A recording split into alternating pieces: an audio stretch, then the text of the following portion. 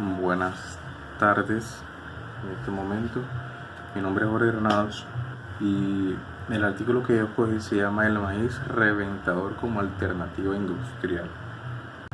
Podemos comenzar no sin antes describir los antecedentes del maíz, que es el producto del cual vamos a hablar, el cereal que predomina en este tema. El material protagonista, por decirlo así, es el maíz y se tiene conocimiento de él desde hace más de 7000 años,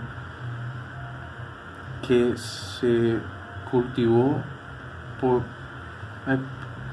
por especulaciones, se cultivó primitivamente en zonas de América, como lo son Perú y México, que es donde llegaron los colonizadores y encontraron una nueva especie de cereal, un nuevo producto, y encontraron que este maíz era indispensable casi para las civilizaciones, porque con ello se realizaban todo tipo de actividades. Se utilizaba para realizar bebidas, harina, se lo comían de muchas formas. Lo utilizaban para ceremonias, lo utilizaban para tumbas, lo cultivaban masivamente. Era un producto muy importante en las civilizaciones antiguas, y obviamente estas civilizaciones que llegaron a colonizar la introducirían en Europa para así hacer más grande su producción, porque era un cereal muy importante que tenía muchos usos, muchas actividades y muchos beneficios que en ese momento tampoco se conocerían del todo. Entre los tipos de granos de maíz en el mundo que encontramos, porque debido a temperaturas diferentes, a producciones diferentes, a cambios en el ambiente de su cultivo y de su producción, como también estudios genéticos en donde lo modifican para que crezca de tal forma, encontramos varios tipos de grano de maíz. El más producido mundialmente, que sería el maíz dentado, se produce casi el 73% aproximadamente mundialmente. Es el que más se utiliza porque se utiliza como alimento para el ganado, como con la fabricación industrial del almidón, aceite, el alcohol, jarabes y muchos otros productos que tienen como materia prima este maíz, este grano de maíz dentado. Y es porque este maíz tiene tanto uso, porque debido a que la parte alta del grano de maíz contiene la mayor parte de almidón, es el maíz que más se aprovecha ese almidón, o sea que más almidón tiene, por decirlo así. Entonces es la que va a producir más productos derivados del maíz, la que no se tiene que cultivar tanto para producir tanto, también se aprovecha demasiado ese almidón. Tenemos también el grano de maíz duro, que es parecido o similar al que nosotros vamos a ver a continuación en el artículo, que es el maíz, el grano reventador, que es el que se utiliza para hacer la crispeta. Se parece, pero es más grande. ¿Por qué? Porque se cultiva en zonas donde requiere mayor tolerancia al frío. Entonces el tamaño le ayuda a que tolere más el frío y ocupa el 14% de la producción global. También es muy producido globalmente, se tiene muy en cuenta. Tenemos el grano de maíz blando, que como su nombre lo indica, es el grano de maíz preferido por la gente, porque con él se puede moler fácilmente, o sea, su proceso para ser alimento y ser otro tipo de cosas con este maíz es muy fácil por su estructura, porque es muy blando, y eso se debe a que su almidón sus características son muy blandas. La corteza es muy blanda, no requiere tanto tiempo de cultivo, entre otros. Parecido a este está el maíz dulce, que como su nombre también lo indica, su endosperma está constituido principalmente de azúcar. El maíz en su interior tiene almidón, o sea, contiene endosperma, que es el 94% almidón, y el resto es agua, azúcar y otras proteínas. Este, en caso tal, tiene un poquito más de azúcar que el resto. Bueno, el blando se produce globalmente al 12%. Es el preferido por el consumo humano, sí, porque es muy popular. Y el dulce es caro porque es muy raro y se produce al 1%, pero no deja de ser importante también, porque tiene un alto valor comercial. También encontramos el que nosotros vamos a hablar a continuación, que es el maíz reventador, que tiene una producción global de menos del 1% y se caracteriza por ser un grano esférico pequeño. Es uno de los granos más pequeños, que contiene un núcleo harinoso suave. Este almidón que nosotros vemos cuando explota la crispeta, que es la parte blanca que explota, que sale, que aumenta su tamaño más de 30 veces, es el almidón del cual estamos hablando. ¿Qué pasa con este en sí? ¿Por qué se convierte en crispeta? Es porque tiene un relleno suave y tiene una corteza dura, lo que permite que adentro, por propiedades físicas, al calentarse, la humedad que tenga adentro se evapore, y hasta que la corteza, hasta el límite de la corteza aguantar, pues explota. No se puede hacer en otros granos porque los otros granos tienen una corteza muy débil, o vienen con pequeños agujeros, pequeñas aberturas en donde no permite que la presión haga que se evapore esa humedad y haga esa reacción para explotar y convertirse en una palomita. Ese es un detalle que tiene el maíz reventador, que no lo tienen los demás. Como lo dije anteriormente, la explosión del grano depende de las propiedades físicas de cada grano, como por ejemplo el pericardio, que es, bueno, entre el endospermo, el pericardio y el germen, que es lo que constituye el grano en sí. Obviamente acabé de decir que el endospermo es el que contiene el almidón, el agua y todo eso. El pericardio, que es la envoltura, tiene una presión límite, tiene una fuerza límite, a la cual, si llega a cierta presión, pues reventaría, no aguantaría y reventaría.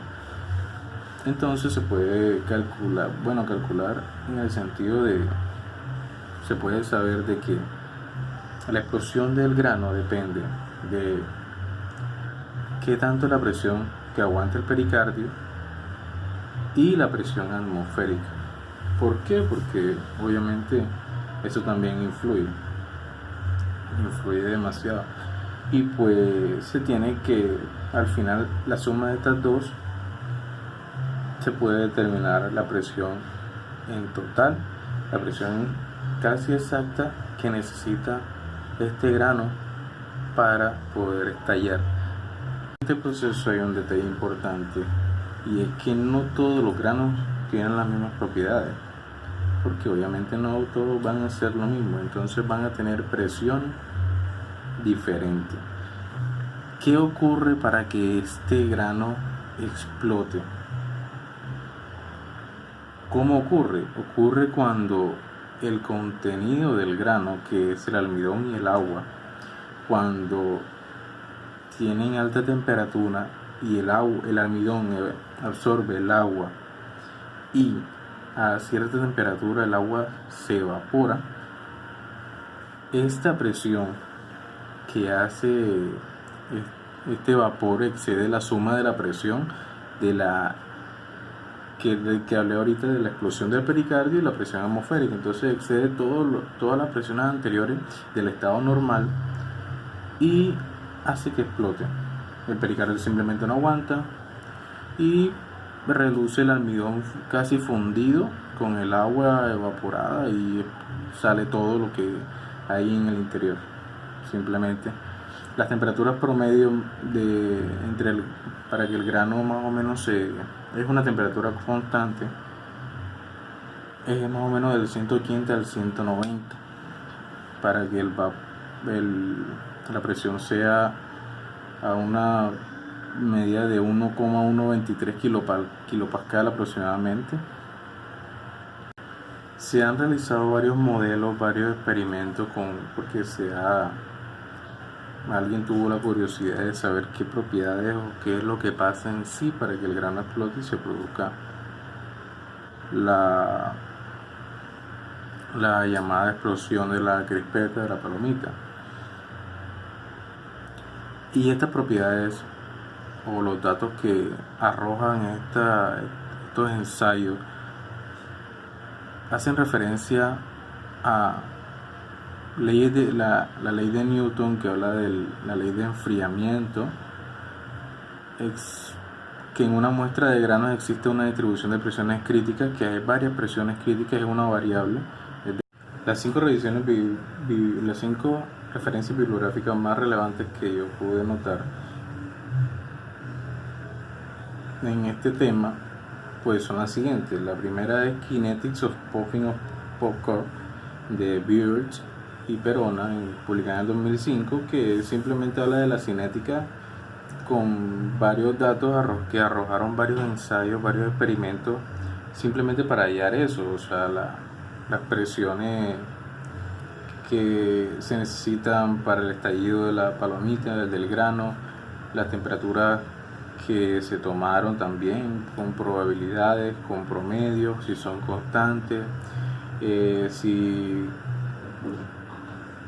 si se cumple la ley de enfriamiento de Newton, también se toma en cuenta la diferencia entre el vapor acuoso interno y la presión crítica del grano.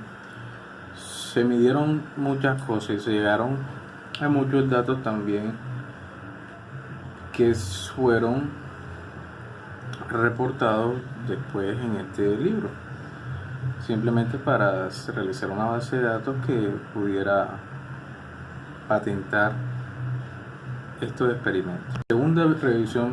La segunda referencia bibliográfica que pude escoger fue Newton's Law of Cooling, que es simplemente la ley de enfriamiento de Newton, publicada en 1998 por White. Pues en esto refiere en este libro, expone sobre Newton y su experimento para patentar esta ley, por decirlo así, y fue que simplemente colocó un bloque de hierro en el horno, lo calentó hasta que se pusiera rojo vivo, después lo sacó al ambiente, a la presión atmosférica normal, y vio cómo se enfriaba para tomar apuntes. Llegó a la conclusión de que cuando la diferencia de temperaturas entre un cuerpo y su medio ambiente no es demasiado grande, el calor transferido por unidad de tiempo hacia el cuerpo o desde el cuerpo por conducción, convección y radiación es aproximadamente proporcional a la diferencia de temperaturas entre el cuerpo y dicho medio externo, siempre y cuando este último mantenga constante su temperatura durante el proceso de enfriamiento. Esta es la conclusión a la que llega Newton con este experimento y es la base de este experimento. Es lo que se tiene que cumplir siempre que se recalienta un objeto y se quiere saber la medida de su temperatura y cómo progresa su enfriamiento o cómo se adapta la temperatura del objeto con la temperatura del ambiente o cómo es la transferencia de calor.